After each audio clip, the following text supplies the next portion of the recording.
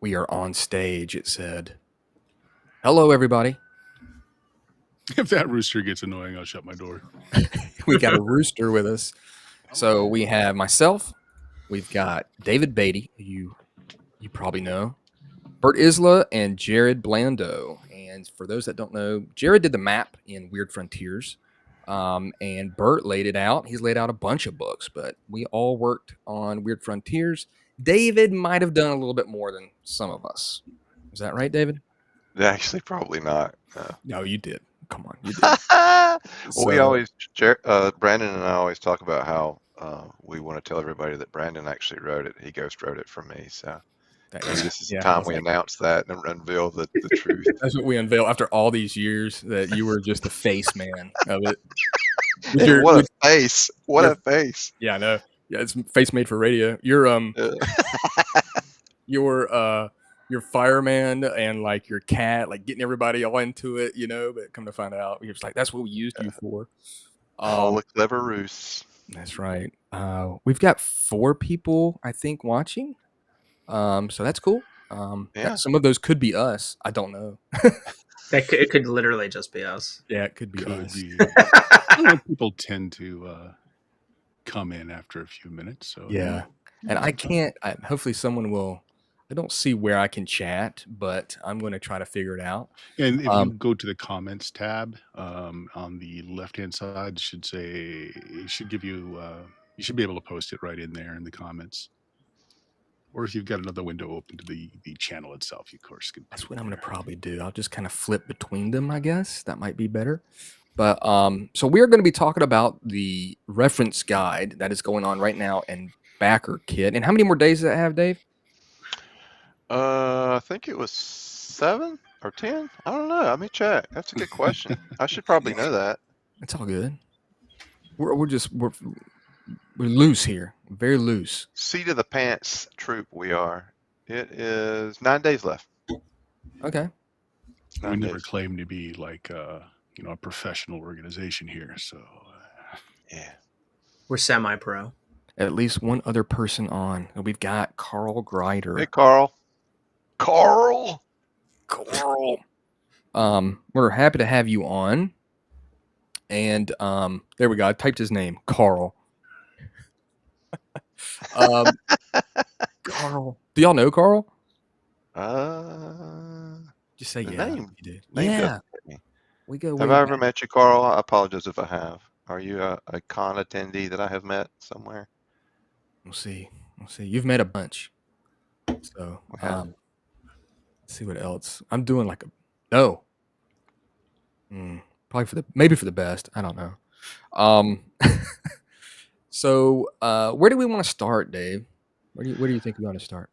Well, we could just talk about the Backer Kit, which is a combination of 2 books. One being something that's been needed and asked for, off and on since we've actually got the game out, and it's just a reference guide. Because if anybody's played DCC, then they're well aware of the charts, crit tables, and things like that you have to go thumbing through. So kind of like the DCC, their little 6x9 book that they've got with the easy access charts. Bert has masterfully created a guide for us that will compile a ton more than just the charts, the crit charts and the fumble charts. So I'll let Bert kind of take it from there. Yeah, ours is full size, 8.5 by 11, 88 pages, because on top of the DCC rules, you've got also all the specialized rules for Weird Frontiers. This actually is what I pieced together after running Weird Frontiers for a very long time on my own channel. We played through all the initial modules that came out with Weird Frontiers, one after another, and I kind of just combined them all into one uber story arc. And as I was playing, I just kept making notes as to what charts I kept looking up, and that's what this book is. Now, it's not a quick start. It doesn't have full character generation rules. It's what you will use once you're in the game, playing at the table. So yeah, if you need to look up what a stat bonus is, sure, it's in there. If you need to look up a power for your character class, sure, it's in there. Full character generation is not. The lucky birthright table is in there because I've found that I had to look that up a few times. So there we go. And of course, the spells are not in there because that's the whole tome number 2 is all the spells. And I certainly couldn't fit all of that into an 88-page book. It's going to be exactly what it says, like a reference guide. It's going to be kind of like what they did for DCC, which I wish they would do one for Mutant Crawl Classics. But the redheaded stepchild of Goodman Games, I guess. But yeah, like it's got a lot to it, obviously. And I was looking through it as I have a copy of it. Right, this is just a kind of like a printer proof version, if I'm Yeah, not that's mistaken. what before you can actually, I guess, order the POD or make it available, you've got to get a copy. So we get that, and then we look through it. And when we received it was a week or two ago, Bert. There was some things I think would be good to change, and since the backer kit campaign's done really well, I thought we'd also add some additional art to take some of the art out that I think we could do. Put some better pieces in. So we've got, for those of you that play Weird Frontiers, you're probably familiar with the art of Zondi. He's awesome, one of my favorite Australians. He's got a voice of Terrence Howard. If you've ever talked to Terrence Howard, Wow. or you'd like to, I could hook you up with Zahn, and he would. But yeah, it's very smooth. But I so like to hear that. Zahn, he's done some really awesome art, and I think maybe at some point we might could throw that up. But I think that it just kind of adds to what you guys are going to get. In addition to the reference guide, you're going to get some pretty nice looking art to go with it. But there's some things that we talked about in addition to the art. A few tweaks to the cover I think would be better. And like Bert has said, it's kind of, Carl's talking about the roosters. I actually got choked on my tea just a minute ago because of the rooster. And I love it. It's awesome. It's a true Weird West show when you got a rooster crowing in the background. No doubt. No doubt. But yeah, there was just a few things in the cover I think could be made a little better. And we'll get that tweaked and get another copy ordered, and we'll be ready to rock and roll. I've got it here, and I've been perusing it, and the new art I really enjoy, of course. I mean, I think that's one thing. It's interesting whenever you have it like this, the weapon section, like just the tables, is incredible. Like, I don't know if it's just because the normal book is so big, but when you have it like this and you're flipping through tables and all of a sudden you see this massive section, just like look at the melee weapons. I mean, you don't see that in any other game. And like the ranged weapons, I'm just absolutely blown away by how many there are. And no, I mean, I think it's very good. It's going to be something easy at the table for you to grab and be able to go to your class, your weapons. It's going to be really, really helpful. Now, I want to say before I guess we get to the other stuff, we got Jared here, and I don't know, and we've never had Jared like on a stream. I know we've talked before about Weird Frontiers, Dave, and I want to talk to Jared a little bit just about the Weird Frontiers map because I love that map, and me and David absolutely were just amazed whenever Jared, was finished with it and we got to see it. So, Jared, if you could just tell people kind of what their work was with that map and how the process was.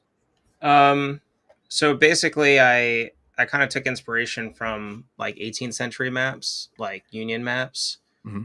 And so I basically laid out the United States, and Beatty had all these things that he wanted to include, on his notes in the sketch. So I was like, all right, I think it would be kind of cool to have like a cultist, like a standard map taken maybe from like a Union cavalry officer. And I say Union because the Union actually had a cartography section in the government. So in the beginning of the war, they had some maps. By the end of the war, they were mass manufactured for every general in the field, which is a really interesting thing. The Confederates didn't have that. So my idea was like, okay, so this is like a Union map at the time, of whatever. And a cultist, either he's a cultist or somebody got their hands on it, and they essentially turned it into all the myths, legends, hearsay, everything is all on that map. So they turned it into something else. So the first time I actually shot Beatty the sketch, he was like, well, this doesn't have anything on it. And I was like, no, this is like the Union cavalry map. Like this does, I haven't added any of the cultist shit on here yet. He's like, oh, okay. So then like I basically took that map, I made a map, and then I fucked the map up and threw on all the cultist stuff. So I essentially made like 2 maps.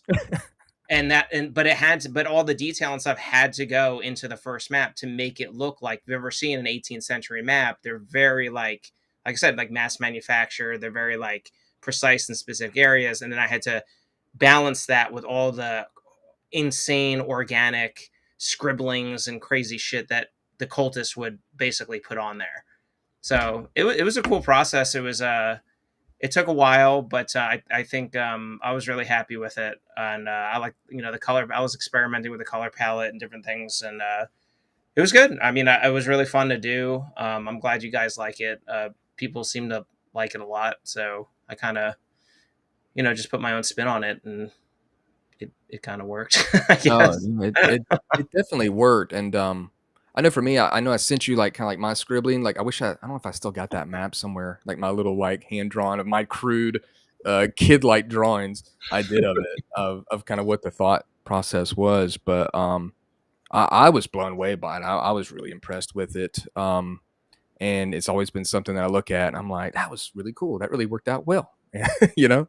It was kind of a unique map too. Like I've done some historical stuff. Like I did some what do they call it?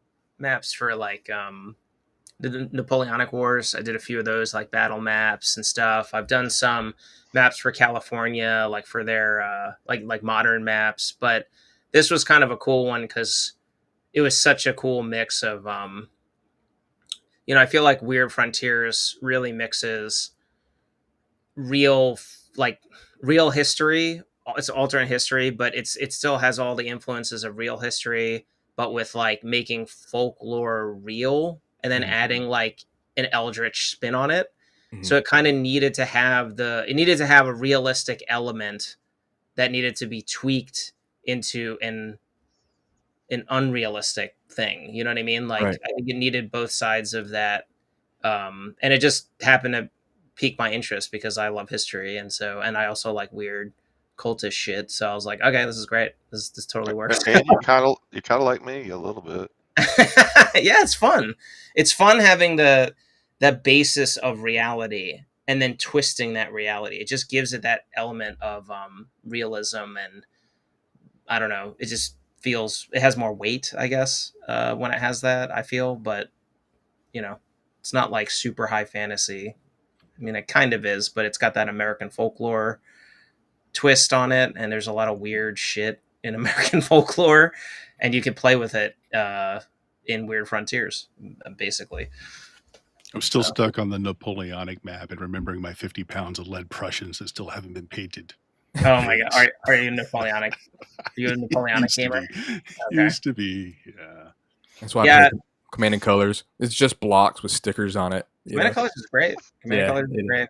I don't Napoleonic game. The older I get, though, the more interested I am in Napoleonics. I think it's like a prerequisite of just being a war gamer and getting older. You're just like, these guys with the colorful uniforms, they got something going on here. I really like the Prussians. They're pretty cool. Yeah.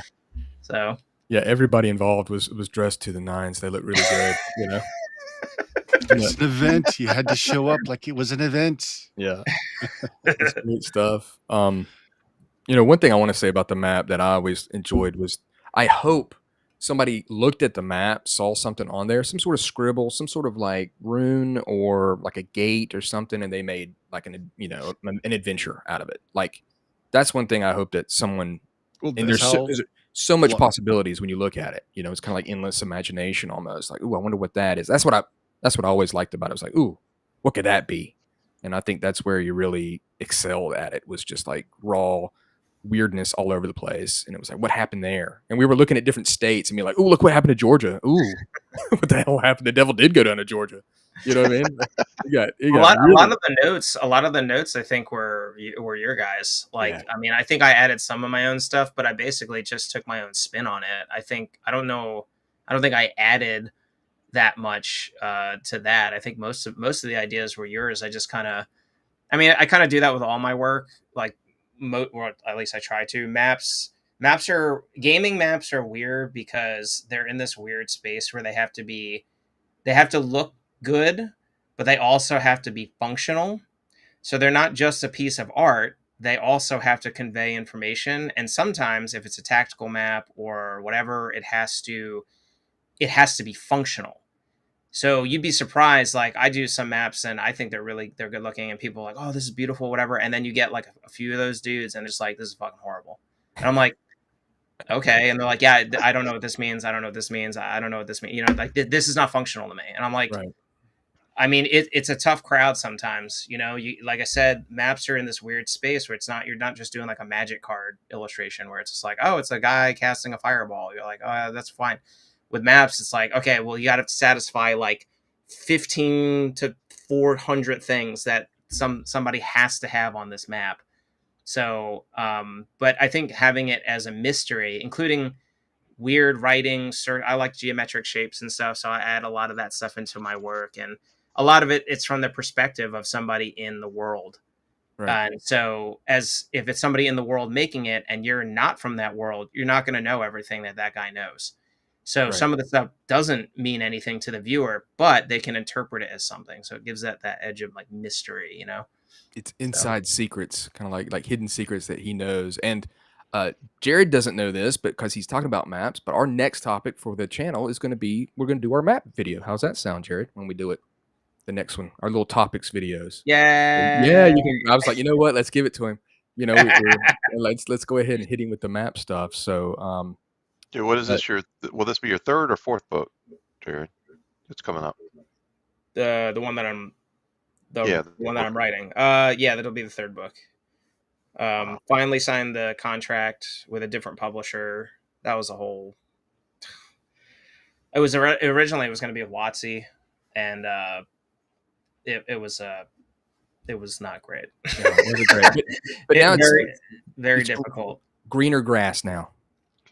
I mean, I understand where they're coming from, but it just it wasn't even really WotC's fault. It was really the publisher and WotC both were in difficult positions because the book didn't fit into either contract. It was this whole thing, but it took like 9 months of negotiations, and then it just fell through. So it was just I'm happy that what is it? New publisher. What's up? Media Labs, is that what it's called? Yeah, Media Labs. Yeah, they put out the Game Master series and stuff. So they're a smaller publisher, but I have the same terms as my other book, and they've been fine so far. So we'll see. But it's just I got to actually write it and illustrate it. And... A lot of work ahead. yeah.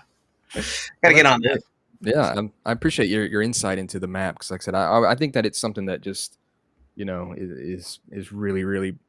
It really brought it together. You know what I mean? I think I've seen some other maps that kind of do the same thing, but I'm like, you know what? No, this doesn't do it. Like this, to me, it's the tops of like weird West stuff. So I think I mean, hopefully it's helpful to the player, right? Yeah. Hopefully players are just like, this is cool, but also like I can, like you said, I can kind of take inspiration from it, right? Right. It. I don't know. I mean, hopefully they do.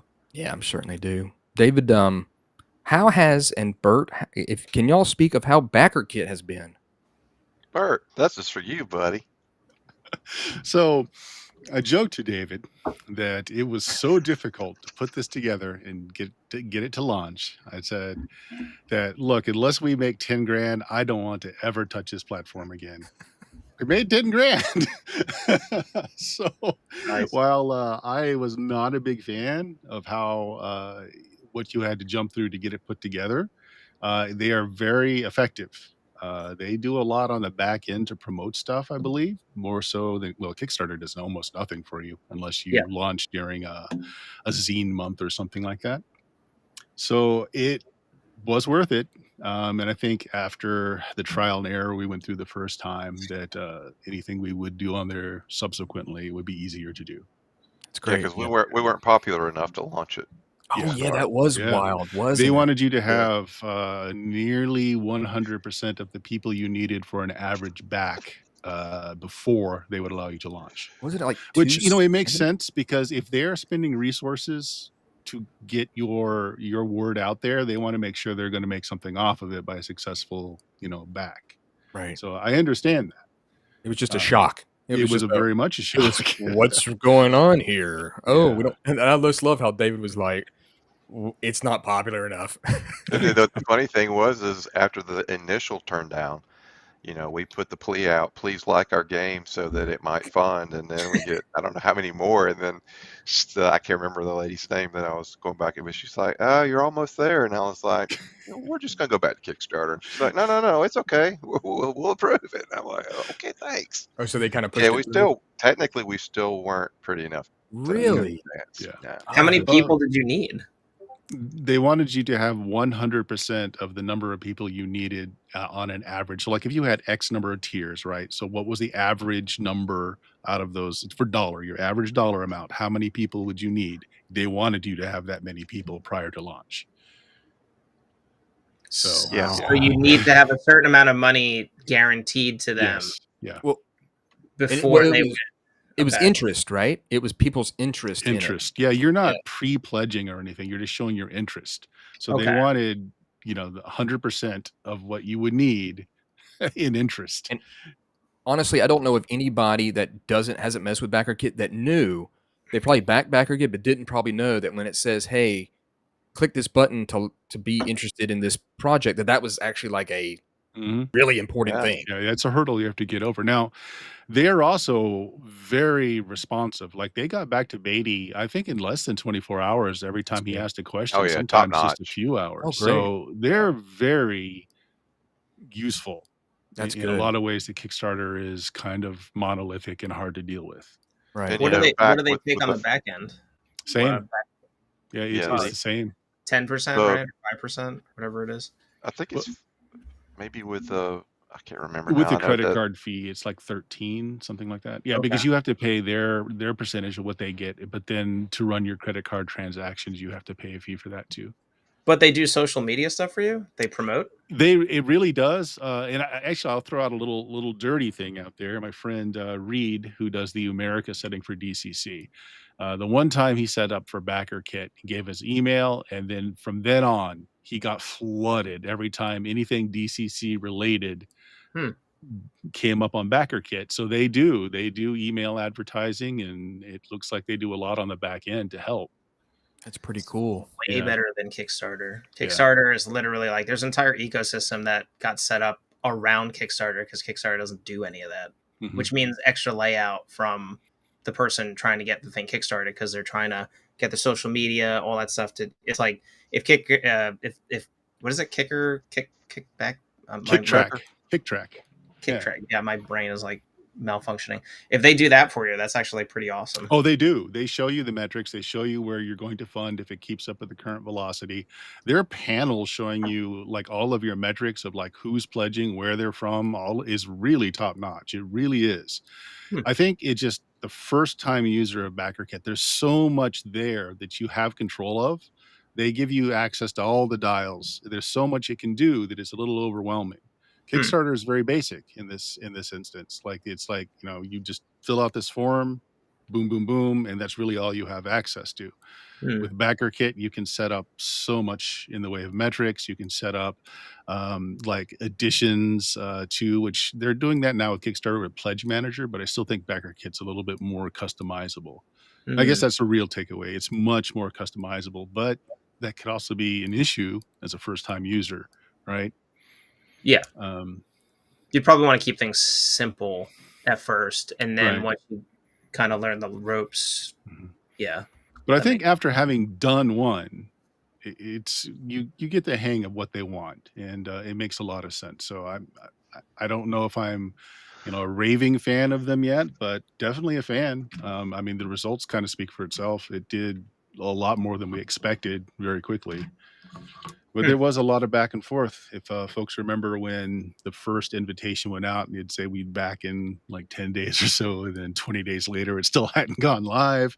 So there was a lot of back and forthing to figure out everything. But I think nowadays, whether you have the funding already, like if you could afford to create your product without a Kickstarter, you still do it because these systems, Kickstarter, BackerKit, they're one of the best forms of advertising you can do. Yeah. Like if you just put something out and put it on drive-through and that was the end of it, you're not going to get the sales. No. Just people don't even know it's out. unless you have a huge community already behind you, it's really difficult to advertise. But on these platforms, it does get your product out in front of people. That's great. Yeah, that's cool. No, I'm glad that it's, I mean, even though it's difficulties with it, it's something that, I think once you master it, maybe it's like, oh, I could probably do this again. And I know what to do now. And I just want to go ahead and say that Dave's looking really good tonight. He looks like a desperado. Like he looks like a cowboy. I don't know. You look like a Sam Elliott or something going. Am I right, guys? Like back me up on this. Doesn't he look like that? Like a silver fox, like cowboy guy. I don't know. I've been looking at him. And wow, I appreciate that. It's working for me. The look, you need a cowboy hat. Have you ever? Whatever you're doing is working. Yeah, so, what was Beatty for the firefighter calendar? Were you Mr. February? Was that Mr. October, Mr. December? He needs a cowboy hat though. He should be a cowboy hat all the time. I got a cowboy hat. I just thought you need to be wearing it. I think it would look really good. But I know you got the headset on. But that was just a side note. So do you want to go ahead and how about the adventure? Now let's talk about the adventure for a little bit. And we'll hold on to the thing. Yeah. So I've got it right here. Gold Fever comes to Owl Creek. I have it right here. And David, if you could tell us about this cover.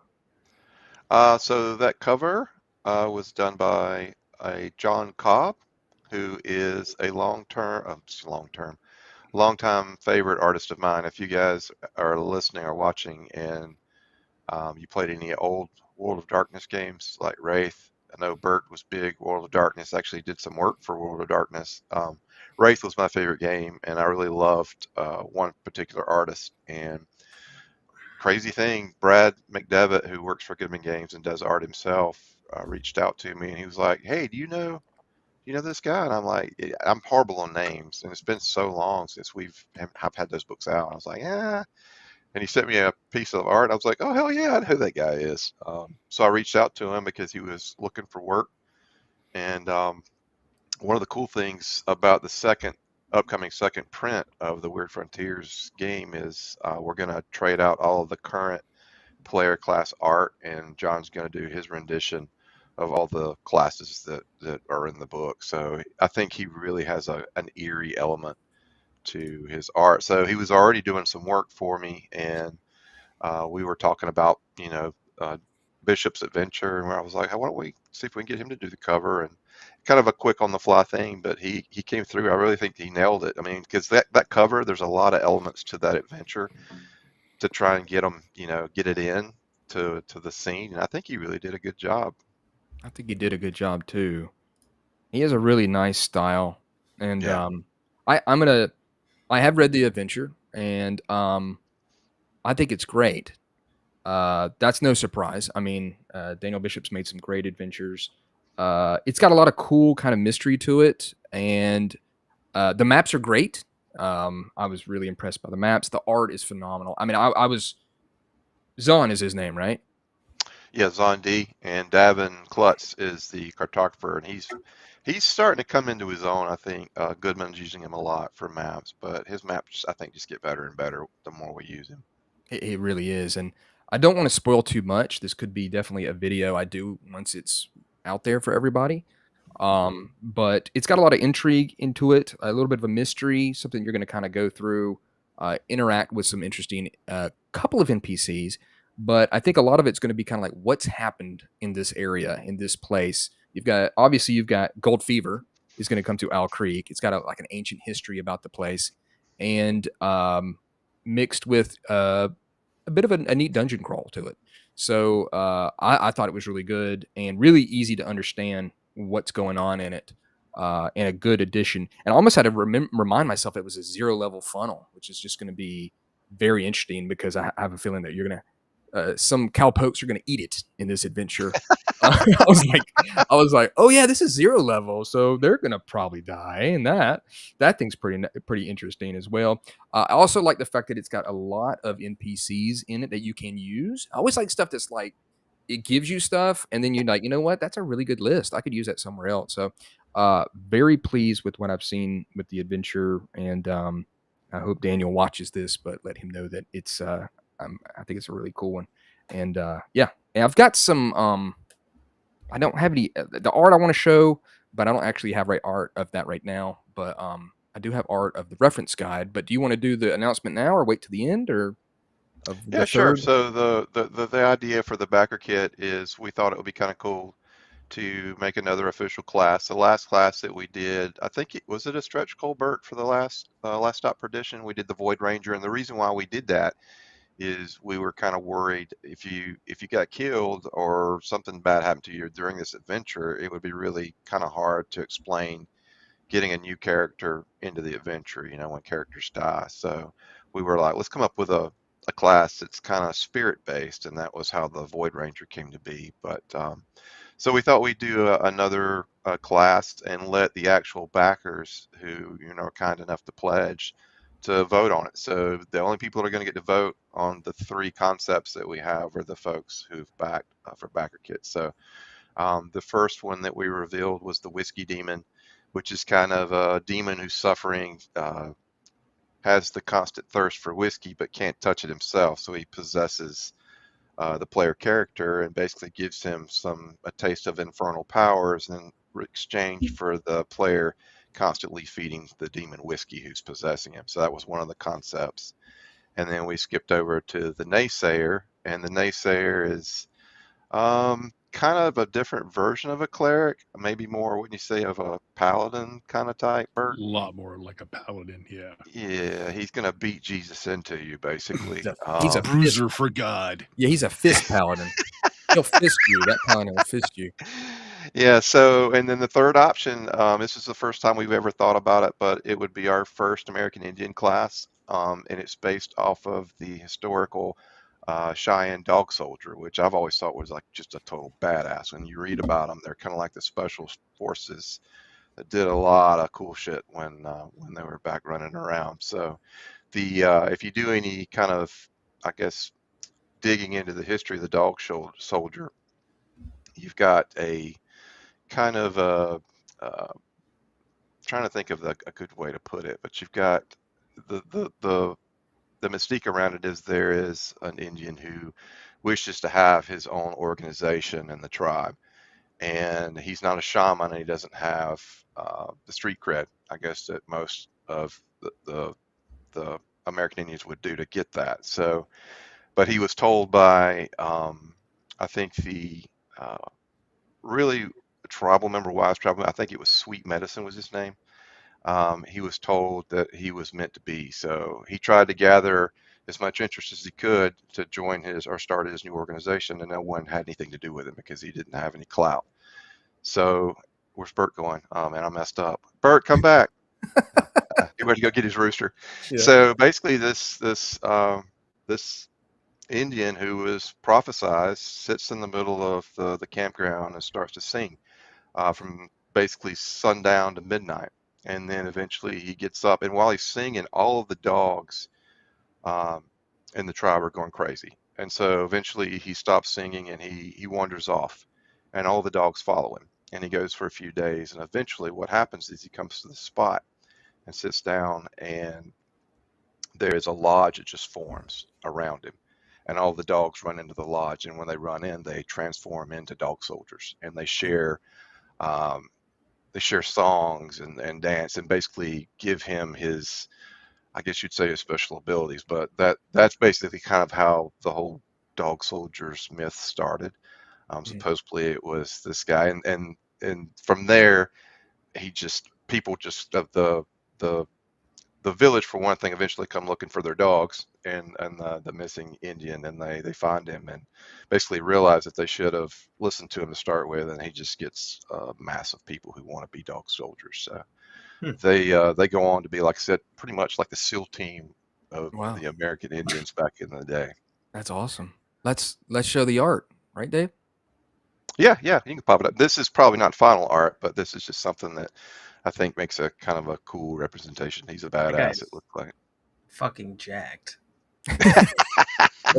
Inspiration from me, I believe, right? You said it was pretty much. Yeah. I've got some nudes that Brandon sent me a couple months ago. Not enough. It's got vibes from like the first Predator movie.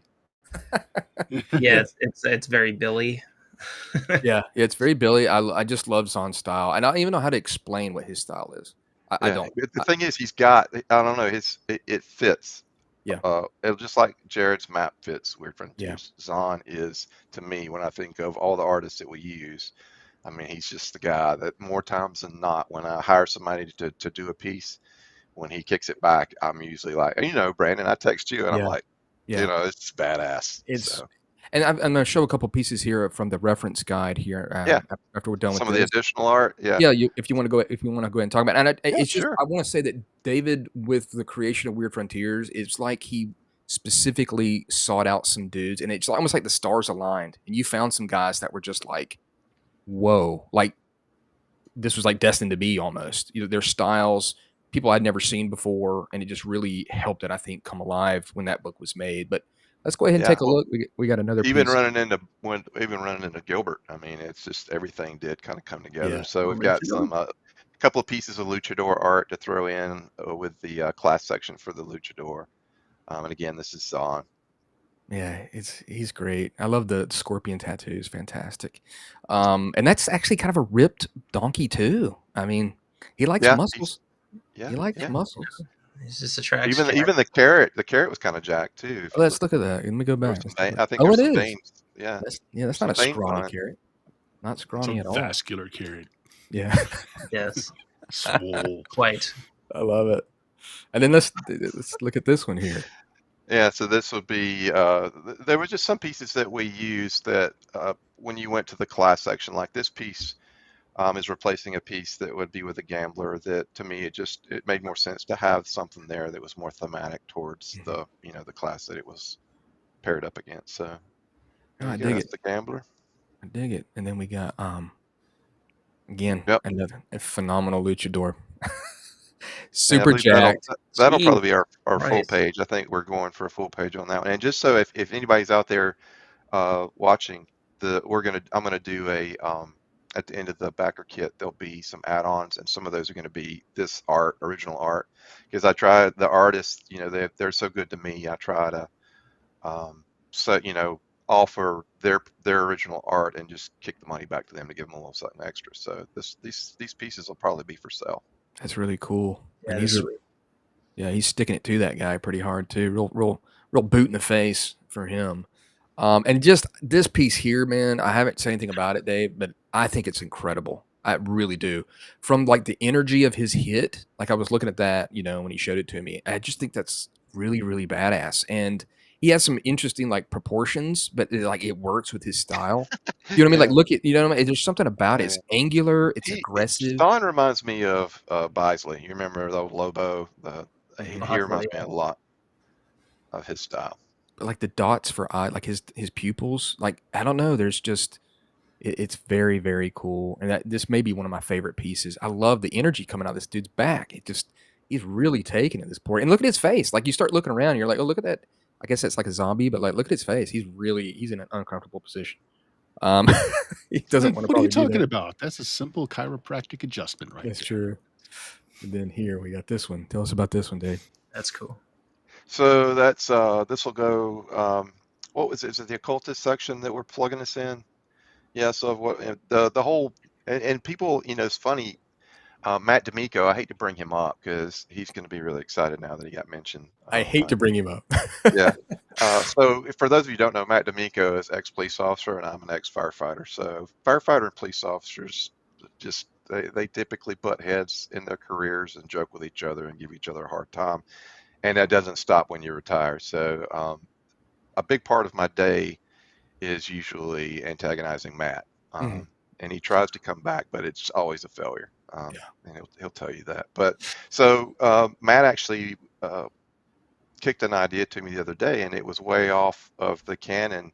If you look into the Weird Frontiers book, there are some sections. It's not like I didn't want to weigh people down with the backstory, but I did want to give them a backstory. And part of that is the Necronomicon is essentially the reason why you've got the 7 days of night, because Nyarlathotep actually is the only elder god during the game that survived. He escaped into the Dreamlands, and he took the book with him. So during times of great strife, when there's a lot of bad stuff going on, like the Civil War, he pops back in and drops the book on someone that he thinks could potentially awaken the sleeping elder gods, which is a little different from what you've got with Call of Cthulhu. But in this world, they were actually imprisoned and put into a slumber. So then the Necronomicon has rituals that will not only wake the creatures up, but then also free them. So the rituals partly complete in the backstory in that they awaken the elder gods who now realize they're imprisoned.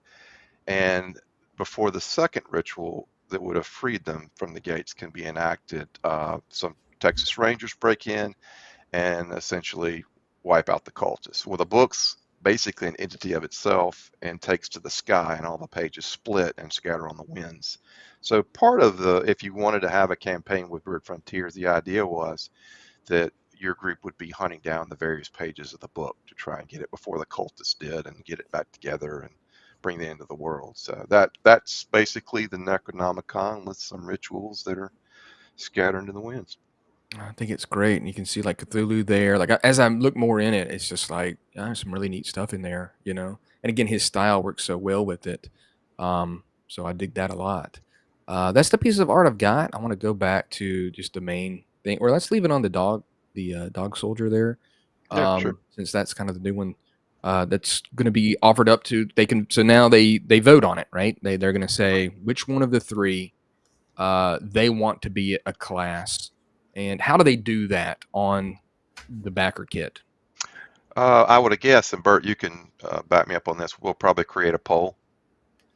There's a poll right now, which I haven't seen. I haven't checked it today, but we've got one of the early bird giveaways that we had, and it's also going to be available as an add-on or some extra dice, some new dice with the Tommy Knocker and then the Weird Frontiers logo, and also patches. Everybody's been, a lot of the guys at cons like patches, and it's just something that I've never really given any serious thought to, but I thought it would be kind of cool to finally make that happen. So we've got two options, the typical patch, which is in a circular background, and then one that was without borders. So there's a poll currently going where you can vote on which patch you would rather be the official first patch for Weird Frontiers. And I imagine we'll probably use the same poll for the classes, right, Bert? Yes. Maybe. It might be easier for us to do like use one of the Google poll function things. But I haven't. I wanted to see how easy it was to tabulate for the patches first. Because the way it's done now, it just comment on the post. I'm looking it up right now to see if we have any discussion going on. Someone to lead. But we wanted to wait before we opened up Mhm. the vote to reveal all three. So once after the show, we'll probably put out another update and then open it up so people can vote what they want. Either of the three, we're happy to do. And none of them have been fully developed yet. We have ideas for them, but I think they're all three. I would safely say that I don't think any of the three step on any of the other classes. A lot of times when you create classes that are, if you've got a game like, say, Pathfinder, when you've got, I don't know, what are they up to, like 68 classes now, maybe I think 70? so. Yeah, probably. No, I don't know if it's that much, but it's hard to do that without you eventually starting to cross the streams to where you've already got a class that pretty much does similar things. Mhm. So I think that these three are all kind of different, and that they'll have different abilities that won't remind you too much of another class that's existing. So I'm still waiting on the Matador. I thought the Torero Matador was an awesome idea. Having a Imperial Spanish, literally instead of hunting a bull, they hunt like monsters. No, that's a great idea. Maybe you should write I that told up. you about it years ago. I was like, dude, I think that would totally fit in with Weird Frontiers. Because I mean, Spain, Mexico, like I don't know, they're martial people. Like there's tons of things that you can key off of on that, and they're spiritual people, right? So I don't know. You're a very creative man. I'm sure you can come up with some crazy shit. I'm gonna... So right now it's patch A by a large margin, which is the one Really? that's not a circular patch. Wow. Oh, really? Wow. I don't know if I could send that to you, Brandon. I can if you want to throw it up, but it may be too late in the game to do that. It may be. I like B, I think. But I'm gonna put David on the spot right now. Of the three classes, of course, not to sway anybody. Do you have a favorite of the three classes, David? It's like three, like picking your best child almost. I'm gonna say probably the dog soldier, Okay. just because it's like if you know, you always think when you, I don't know, when you watch movies or things and you think, man, that's if I was back in the day, that's who I'd like to be. I think that they're just they are the Western frontier to me, and the things that they did and the mystique behind them, I think is really cool. I've always been into like the supernatural as a kid growing up and stuff, and I think that this class has a good kind of a good supernatural that ties really well into the West. So yeah, I would probably say that. I don't know. Are you aware of what their abilities would be? Is that like worked out yet? Can you say what they'll actually like mechanically do? Um, so with the dog soldier, just the things and the thing is with the dog soldier, since that's actually, you know, you want to make sure you do it proper and show good respect. You know, when you do something relating to American Indians they actually existed. You know, we're actual badasses. So Right. there's a few things that they had. The higher ranking dog soldiers carried around what they called the dog rope, and it was about a 10 to 12 foot piece of rope. And when they got into a really fierce battle, one of the things that they would do is they would take it and pin it to the ground, and it was attached to them, and they would not leave that circle. So I thought it would be really cool for in game for that to happen. And when it does, they immediately become just immune to fear and mind effects and just go into full on, okay, let's take some names and kick some ass mode. So that was one of the things with that. Also, the legend has it that the dog soldiers that manifested taught the original some of the songs. So there would probably be some songs that they would use, and then tying into just the Cheyenne in general were just master horsemen. So you know they're just things like that. I think would work really well with that class. The whiskey demon itself, you get a few things that I've thought about would be. I think you got to have a good vomit attack coming from a person possessed by a demon. You know, we No got to doubt. throw Linda Blair in there and some enhanced abilities. The thing is with the whiskey demon though, which I think is kind of a cool concept in that you're playing the demon who is in a host. And the thing is, you're encouraging the host to constantly drink to the point to where, you know, eventually their body's just going to give up on them. So Yeah. as the demon, you've got to kind of weigh the options when you know, okay, this is about to happen. So I got to jump ship. So then from there, the idea is you tempt someone else into a drink and then possess the new body. So you could technically go from an 80-year-old man to a 14-year-old kid by just Wow. getting them to take a sip of whiskey. So that the role playing aspect of that could really, for someone who loves to get, like we've got a guy in our group, Brandon, you know, Jeff Templeton is just Yeah. a great role player. I think he would jump into that role and just have so much fun playing different personalities that are playing host to the demon. And That's that's a nice. Yeah. callback to Wraith and White Wolf Yeah, yeah, right yeah, there yeah. as well. Yeah. Exactly.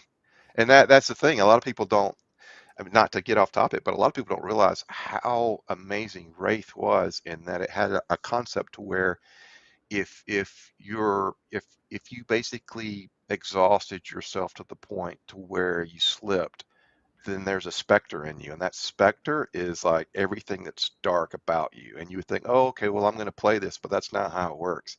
If Jared was in our group, then Jared might actually play my specter. So it's called, what they call a harrowing, I think, Yeah. Bert. So when you go through the harrowing, it's like you black out, and then Jared would come in and play my character, and my character may have a vice for drugs or something, and or you know some kind of weird thing. So I'd go off on a bender, being controlled by. So I think it's like Bert's saying, it kind of plays off of that, and I think that's a really awesome kind of mechanic to be able to role play different. You know, I think I lost my topic there. Or my No, thing. you're good. No, different Yeah. characters and stuff. No, it's strong. And then the naysayer. The naysayer. So the idea I had for that is you've got a preacher, the 7 days of night. Really bad things happen. Some people caught it really bad. You know, towns were wiped away. So here's this guy. He loses his flock, and has a vision and is kind of touched by divine fire. And instead of being the peaceful guy, he's like, all right, I'm going to become Fist of Vengeance. He carves some, and I get this idea. I don't know if Ken Campbell's watching. He's one of our original Weird Frontiers players, like from back in the day when we just were doing this for fun. He actually 3D sculpted some brass knuckles that were like holy brass knuckles.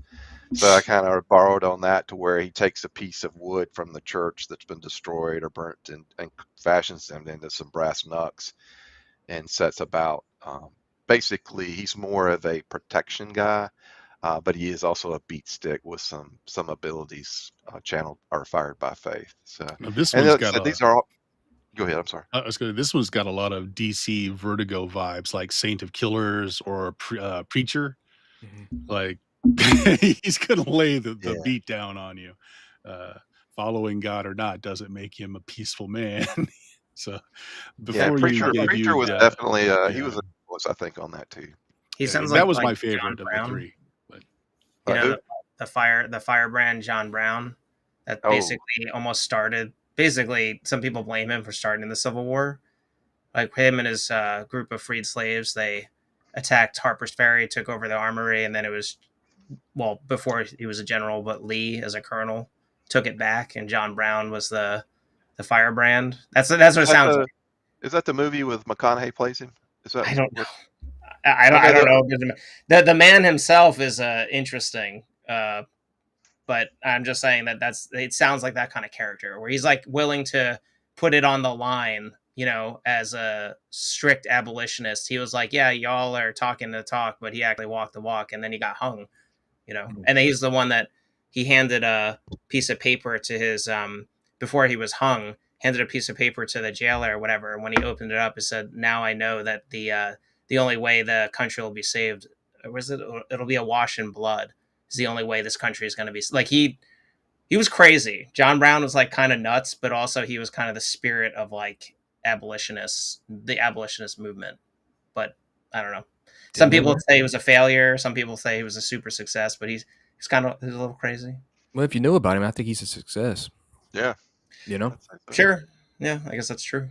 You know, I think if anything, especially, you know, in history that far now, it's like, yeah, if you know about him and people can read about him, then you've made it, you know, you've made your mark, especially during such a time as that. So yeah, no, that's cool. So I wanted to say that maybe, you know, we could go around and just say what we've got coming up for ourselves. Like Bert has got a long going stream where he runs games, and it's called Of Steam, Steel, and Murder, right, Bert? If you could just tell us a little bit about that, like what you do and maybe where they can find you and stuff. Oh, if I can unmute there, there you go. that would be a good thing. Yeah, so we stream. Well, we try to stream Tuesdays, Fridays, and Sundays is kind of the playtest stream. So some of those make it out live, and some of those we put out after the products come out. Like a lot of the Weird Frontier stuff gets play tested on the Sunday stream. Tuesday is Werewolf 20th Anniversary Edition, so we're doing some White Wolf, old World of Darkness there. Friday, right there. Friday we're doing Bloody Appalachia, which is a great grindhouse horror. It's been going on for a while now. Other than that, and it's on Twitch too, right? Yeah. So I multi-stream to both YouTube and Twitch. Watch it either places, or you can check out the podcast, Blue Magic, BLUMAGIK.com, and it's, what am I going on now? 17 years of podcasting games. Holy shit! Yeah, they go back a long time. That's dedication. And he's even done Pocket Fantasy, which I really appreciate. You did that thing there. So was it good? It was fun. My players really enjoyed it. They really did. It's easy, which could be, you know, some of these games can get quite complicated. So, and then Bert's always doing some layout stuff for a lot of different products.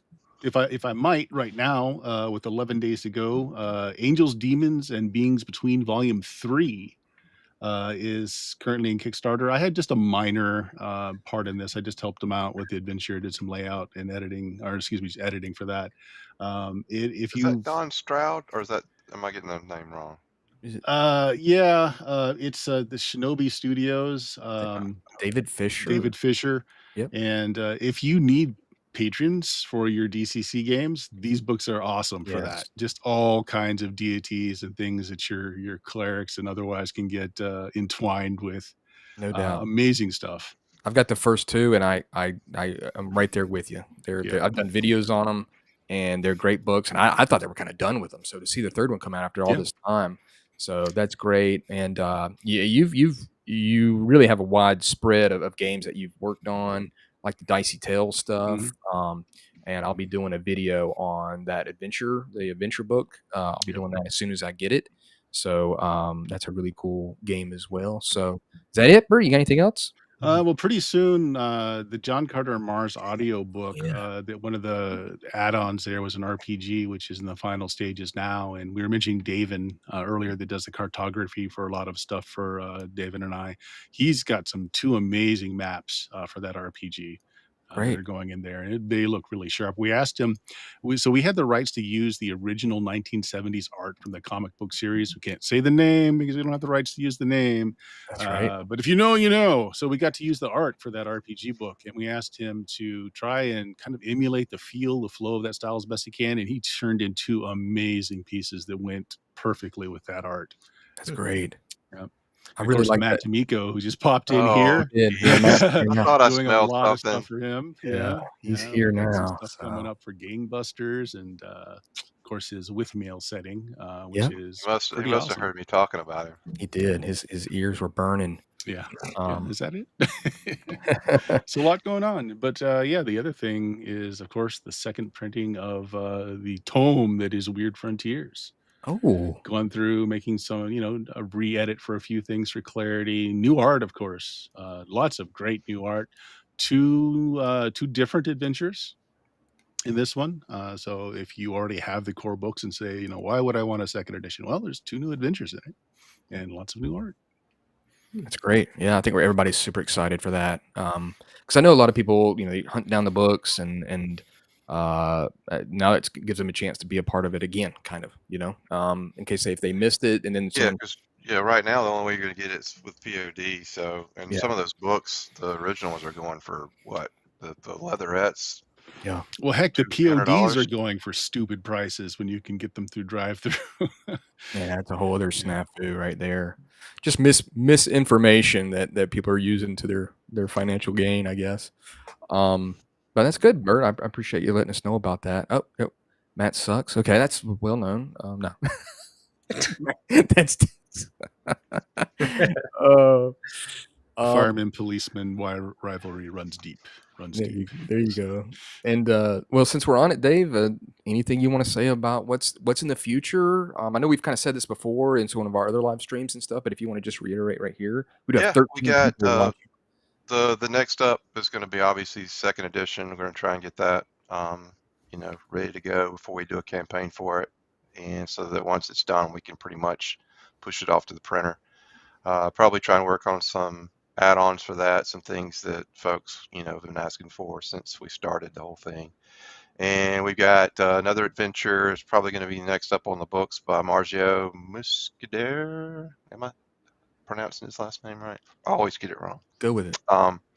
He did an adventure, and it's kind of weird because it's just like I was telling Bert, I was like, why haven't we put this out yet? Because it's you get so sidetracked by things, and you start going through and you're looking at adventures, and it's just I asked him to do something based off of the strange case of Charles Dexter Ward, and he freaking nailed it, and awesome. it's a great adventure. So we already have had some art done for it a long time ago, but I just commissioned Steve Kane to do the cover for that, and I'm gonna say that's gonna be maybe out by the end of the year. I don't know. It just depends if we can get things knocked out on a second edition and our second print.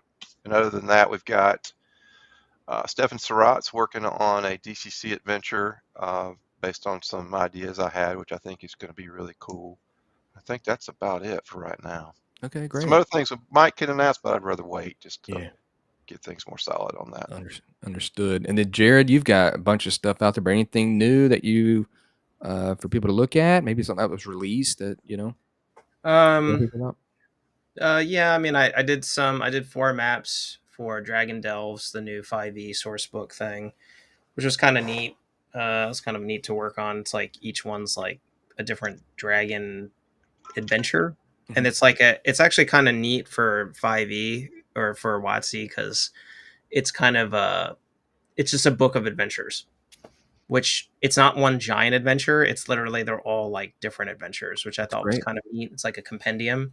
Yeah. So, and the cool thing was the book, it it has like 5 or 6 different cartographers in it, and all the art is actually different and based on the dragon that the adventure is about. Okay. Which I thought was kind of a neat. It was a cool like stylistic thing. I can't attest to how good the adventures are because I haven't played them, Right. but that's available now. For 5e. Yeah, for 5th edition. And it's through Wizard of the Coast? Yeah. Okay. And there's 2 covers. You know, that now for some reason they have this hard on about doing like alternate covers for like every Right. single thing they do. So that's kind of cool. It's colorful. The alternate cover is actually kind of rad. It's like weird. And 2 of the maps that I did in an ink style that was colored. Mhm. So it had to match like it was like kind of a heavy metal style, which was like hilarious because then my other style was more painterly. So I had to do 4 maps, but they were 2 completely different styles, which is always like I always like doing that because it's fun. I switch up styles a fair amount. So and it was a bit challenging, but it was fun to do. Other than that, I got some BattleTech stuff, you know, Shrapnel magazine stuff. I've been doing those ink pieces for a while now. I think I'm up to like fucking 40 or something now. Wow, I do like wow. 4 pieces every like 2 months for them. That's great. That's been cool. I've been writing Mech Warrior 5e translation because BattleTech does not have a decent RPG despite being out for 45 fucking years. It's like you either play a Time of War and it takes you an hour and a half to do a pistol fight and you'll die in character creation anyway, so you're not even going to get that done. or you do Mech Warrior Legacy.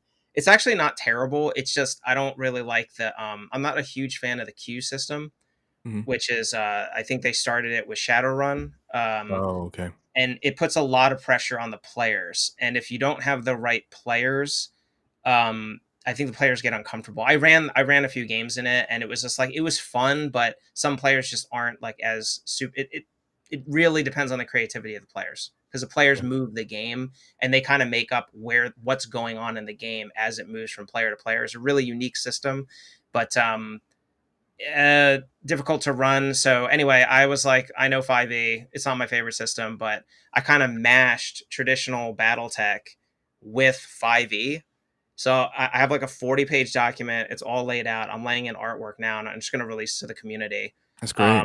And we'll see how that goes. I mean, it could be just complete shite. I don't know. I'm about to run it with my friends from Jersey, so we'll see how fucking shitty or how good it is. Yeah, you get some good feedback. You got good feedback right here where Red Hood says your Yeah. maps are among the best in the biz, Jared. Wow. Thank you, sir. Yes, sir. Yeah, so I don't know. I like I said, I think we talked about earlier. I got to write and illustrate this 3rd book now, the How to Draw Dungeons. Right. I got a lot of people that were clamoring at me for years over that. It'll be the a big Trench hit. Crusade map got released, Fantastic. and I'm trying to work out with Mike if I can actually sell prints for it because people. I had a hell of a lot of fun. I don't know if anybody knows about Trench Crusade. That's like kind of the new grimdark thing that alternate to 40K. I didn't know anything about it until like literally like 3 or 4 weeks before Mike Franchina hit me up because my buddy was like, "Hey, do you know anything about Trench Crusade?" I was like, "No," and he was like, "Oh, it's like World War I 40K." I was like, "All right." And then I looked in, I was like, "Okay, this is cool." And then like literally like a week later, Mike's like, "Hey, I like your stuff, so you should do the map for me." And I was like, "All right." So then I actually looked into it. His artwork is amazing. Mike is the chief artist, you know, and creator. Him and what's his name that worked on Mordheim. And it's a cool game, but the map, I had a lot of fun. I took the same aspect idea that I did with the Weird Frontiers map, and I kind of applied it to the Trench Crusade, a map of that time from a specific perspective, and tried to make it like a World War I. I don't know if you've ever seen those illustrative World War I maps with like the Germany is like a creature, like all the powers are creatures. A very famous map that was released at the time. It was really interesting. So I kind of tried to follow that, and that was a cool project to work on. But I'm always working on some crazy shit. I just been trying to slim down everything I'm working on and clear my schedule, because I need to write the book, and I also I'm trying to actually kind of step away from map making and do more figurative stuff. Sure. And so doing the book is going to be a good, like, another revenue stream. And then I kind of want to get into more writing. I want to do obviously the work with Brandon and do a lot of more of that stuff. So even though I'm primarily known as a map maker, like, I do a lot of other stuff. I do figurative art, and so that I find that more interesting, and I'm always learning. Like maps, I'm just like, I get it. I literally have done thousands of maps, and so I'm like, that's why I switch styles so much, because you just kind of get burned out on it. Right. So, but yeah, it's been exciting. It's been a good summer, and kind of a year of change for me. Good. And I still like maps. I still love maps, all that stuff. But career wise, I'm trying to kind of change it up. So see where it goes. Yeah, sounds great. Sounds exciting too, of course. And then myself, I'm just going to say that, I've been putting out a lot of videos, and Jared and I have been doing RPG topics videos, and Bert and I have talked about doing an RPG like talk show. And that I think that's going to happen. I think at some point we're going to do it. And I'd like that this stream here, just getting us together and talking about this stuff. And I hope to have Jared and David and a lot of other people that we know in the industry that we work with or talk to or help promote their products or just friends with, that want to come on. We can have a lot of people on, and I've already talked to people about it. So just trying to help a lot of people get their products, a little bit of a spotlight, because it's a topic that we're going to have, that Jared and I will have. But I hope to have Bert and David on in the future, and we'll do more of these live streams. And we'll have Matt on as well, so it'll be David and Matt. Just shit talking the whole time. David will only talk about cats. To be fair, he hasn't mentioned a cat a single time this episode. True. Nope. Is there anyone? Are they around you? Do you have one around you? There was one, but she left. So yeah, that's been kind of interesting. She's doing with her Matt own though. He can't bring his horses on the set, so he's just kind of jealous. Well, and the mess they make and the smell. Oof. Rough. But no, I hope everybody has enjoyed this, and I hope they will continue to do some live streams in the future. And Bert and I are going to work, like I said, we're going to work on that kind of talk show thing, and I think we're going to have a lot of fun with this. But check out the Weird Frontiers reference guide if you haven't. Backer Kit will have the link down in the description, of course, as well. And if you back it, you can be part of that poll to see which one of these classes you want to be a new class for Weird Frontiers. As always, check out Jared's work. Bert's got so many products out there, and I see a lot of products. I look and I'm like, oh, is it one of Bert's? I was like, there it is again. And then, of course, really cool, exciting stuff coming out for Weird Frontiers with David, and always his love of cats is always great to see online as well, and he's doing a lot of stuff for that too.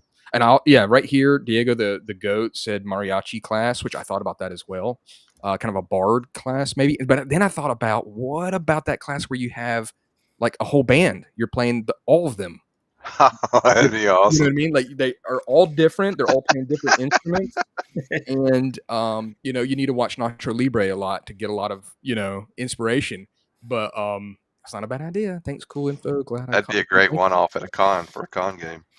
Yeah, that would be really cool. And then thank you for everybody that showed up to this. And anybody got any last words they want to say?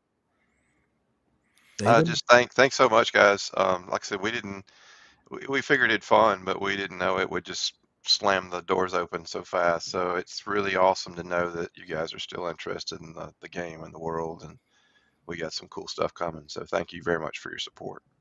Yeah, and if you're a backer at any level, you can go in and vote on one of those 3 character classes and what the official patch is going to be for Weird Frontiers. Yeah, it's gonna be interesting to see which one wins. I don't know, honestly, between the 3 classes. I don't know what what I'm going to, as of right now. I do know about the naysay. I know about the other two classes. The Dog Soldier, of course, is a little bit newer to me, but it's going to be neat to see which is going to be. And if you think about it, it's kind of a big deal. I mean, those classes have been played for a while. A lot of people love them. They've really, the Luchador. They've got people love that one. They love all sorts of the class kind of stick to them. And it almost kind of reminds me a little bit of like the Vampire Clan love, you know what I mean? Where it's like, oh, I play Luchadors, or I play the Calavera or the Gunslinger. So it's like this is a kind of a big deal to add one of these to it, and so I'm excited to see which one it's going to be. And I don't know if that's it. I'm gonna switch back to the I love the cover. I want to just say, this piece of art here is really neat. Yeah, Steve did a great job. Steve Kane is the cover artist, so yeah, I'm very happy with it. Alrighty. Well, sorry if people came in here at the end. I see that right there, but I appreciate everybody showing up here tonight. And check out, like I said, check out the description. Go click on that if you want to back the backer kit. I guess that's what it says. And where I'm always messing around with backer kit, backing pledges and stuff, and Kickstarter. All these words are always a mess in my head. I keep messing them up. But thanks a lot for everybody joining and being part of the live stream. And I hope you'll stay tuned for the next one when we have it. Yeah, so, it's fun. Good night, everybody. Have a good one.